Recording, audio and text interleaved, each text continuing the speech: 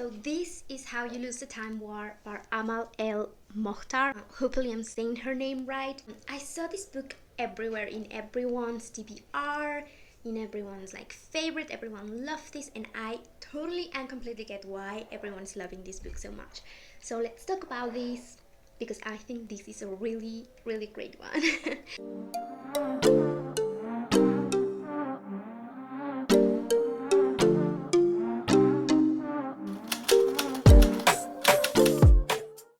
Now, more than a huge book, this is a really small, teeny tiny kind of novella. In this fabulous and beautifully written little book, we are following two very different characters. One of them is called Blue, the other one is called Red. They're both agents. This, I will say, a bit difficult to get into the book. Sometimes you just don't know what the heck is going on. The way that they communicate is through this really amazingly, beautifully, super poetic written letters that they leave for each other, but they're not just physical, paper letters. The way that it works, they can write really weirdly, they can leave the message in seeds. The other person or the other girl would actually eat the seeds, and they would be able to read the letters. They can read it in the feathers. I mean, it's just really different. So when you go into it, do make sure that you won't give up, because it can be a little bit confusing when you get started with the book. You don't know what is going on. So you have to push through a little bit if you don't know, if you're confused. This is definitely a book that you will be wanting to give it a reread, just because after you're done with the whole story, you're like, oh my god, I need to go back. Just pay attention to certain things. So I would say, even if it's really short, take your time with it and just really enjoy it, and enjoy every single word from it, because it is just so beautiful. I think that is the most amazing thing about this book, is the way that it is written. You will not regret it. Especially the letters that they are sending each other. We are following, like I said, Blue and Red, and they're enemies in the time war. So they can travel through time. They are not 100% human. I think they come from a really long way in the future, and then they're traveling through time, trying to win this war. And so at first they start sending and receiving letters from one another in an attempt to make the other one lose, to taunt her, and then they start to kind of like each other. And in each chapter we get, for example, the first one, we get Red, what she is doing to win the war, what her superiors are sending her to do, and then she finds the letter, and we get her reaction and all of that. And then after that, at the end of the chapter, we actually get to read the letter that she's been sent by Blue, and vice versa. So that's the way that the book goes around with it. And I do think that every single letter, again, is really beautiful, but at the end it's also about the way that the characters are feeling about each other, about the way that, in a war, even though this is science fiction and fantasy, and obviously this is time war and all of that, we've gone through that on Earth here. Wars are, so I do think that at the end it gives a really beautiful message. It's not just about the feelings that they are developing for each other, it's also a really powerful message into war, into why we have to go through all of these things. This sort of idea of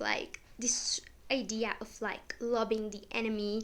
What does that mean? What does that entail for the war that we are going through? And then, is it even that important that we win this war? And why? Why am I fighting for this? That is definitely, I think, another one of the biggest points that I don't think that a lot of people see or talk about. I only see people about the romance of the book, which is definitely beautiful. Again, I'm gonna read you a little quote from the book, from one of the letters that these girls are sending to each other, so you can see a little bit of the writing style and how beautiful it is. There is a small hill from which I can watch the sunset over the river. Every evening I see red sky bleed over blue water and think of us. The colors don't blend. The redder the sky, the bluer the water, as we tilt away from the sun. It's just absolutely gorgeous. Of course, we have at the last bits of the book, we do have all of this war consciousness and all of these war thoughts, but as well we have obviously the romance, and we have the agencies that each of them work for. We do get a little bit of a peek into how they work, but we don't get exactly, we don't know why, one, the war started, two, like the ideals of each of the parts. We get a little bit of the ideas of the from the characters, but we don't get like the final end or the end goal to this war, you know, which I think is also like a little subtle way to get in your head, like, is it really worth it when we could be united?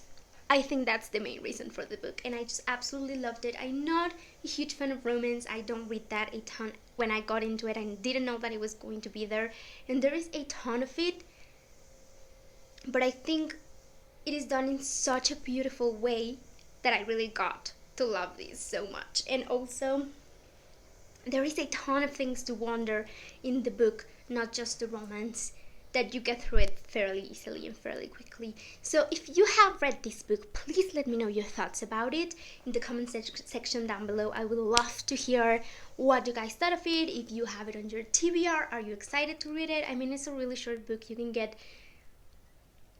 can read it in like a day at most, and I think you will just fall in love with it because of the way that it's written, just because of that, and because there is a ton of little details and things that you can, like, get out of it, definitely. So what do you guys think about it? And please give it a thumbs up if you enjoyed, if you like these kinds of books. If you have any recommendations that are similar to this, I would also really like to hear those. And make sure that you are subscribed to my channel for more videos and reviews and bookish thoughts. And yes, thank you so much for watching. I will see you guys in my next video. Bye. Oh my god, like, I literally started filming and this dude is just blowing away his lips. They're not. Come on. He's disrupting the peace of the whole street.